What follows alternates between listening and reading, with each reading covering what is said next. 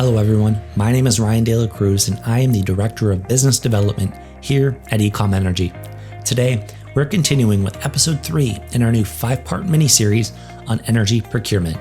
In our previous episodes, we explored risk assessments and how to assemble an RFP document. Today, we're going deeper with energy contracting. If this is your first time joining us for an episode of Making Energy Make Sense, we're so glad you're here. You can find more insightful content like this over on our website, Ecom-Energy.com, or just search for Ecom-Energy on YouTube or your favorite podcasting app. By the way, if you're wondering what our team's own experience is with energy procurement, you can hear more about our qualifications at the beginning of episode 1. With that, here is Mastering Energy Procurement, episode number 3, Effective Energy Contracting. If you've been tracking with us so far, you know that we recommend going to bid with about 3 to 4 reputable suppliers. Otherwise, you remain a captive audience to a single supplier and they have no incentive to provide you their best pricing. However, in order to bring this many suppliers to the table, your legal team needs the time to perform contract review for each supplier. A quick bit of background on third-party supply contracts if you're not familiar. Most every supplier has 2 documents that require signature. The first is known as the Master Agreement. This is your classic long-form contract that contains all the terms and conditions of the agreement. It's enabling but non-binding. That's essential to understand. It is enabling but non-binding. Why is this? It's because natural gas and electricity are commodities, and when a supplier quotes a price, that price is usually only valid for a few hours since the market is constantly changing. It would be impossible to perform contract review that quickly. So by separating the terms and conditions in a master agreement ahead of time, all that's left is a quick signature on the second contract, known usually as the confirmation or confirm for short, to activate that master agreement and secure your price on bid day. Though this requires some additional review upfront, it means that in future contracting cycles, switching suppliers is easy since you already have an executed master agreement on file. So let's review. What do we know? You should get started on your next energy procurement early. Why? Because to have multiple suppliers compete, it's going to take several weeks for your legal team to review master agreements before bid day. If they don't have time to review, you're forced to stick with the incumbent supplier, which makes you a captive audience and is never ideal. Speaking of starting early, what exactly is early anyways?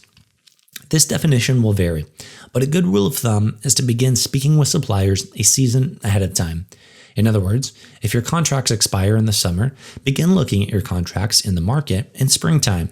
This way, you get that contract review time like we discussed, but you also are able to address any market volatility. For example, at the time of this recording, oil prices and COVID-19 are making headlines and affecting energy markets. Because we're looking at the market daily and are cognizant of upcoming customer contract expirations, the ball is in our court to take our time, educate all stakeholders on current conditions, and come up with a procurement strategy that isn't rushed. Okay, let's move on. The RFP has been issued and you've received supplier master agreements with plenty of review time. Now what do we do? Well, here's what not to do. Don't just forward those master agreements onto your legal team. Yes, it's true that they are the experts in the legalese and the specific legal components your organization requires in all contracts. However, they are not energy experts, and they do not know what industry standard language looks like. It's up to you or your consultant to recommend and negotiate industry standard terms and conditions that best benefit your organization. It's you working with your legal team that achieves the best outcome. For the sake of time, I'll provide a quick list with a very brief explanation of some things to look out for. This should get you started. Number 1, use tolerance or balancing. What happens when you use too much or too little energy each month? Number 2, termination. When and how can a contract be terminated? Number 3, renewal. Are there evergreen clauses in the contract? If so, at what commodity price does the contract continue? Number 4, billing disputes. How long do you have to address concerns and pay out additional fees owed? Number 5, late fees. How are these going to be assessed? At what interest rate? Number 6, performance or adequate assurance. When and how can this be called? When is it due? How much will be owed?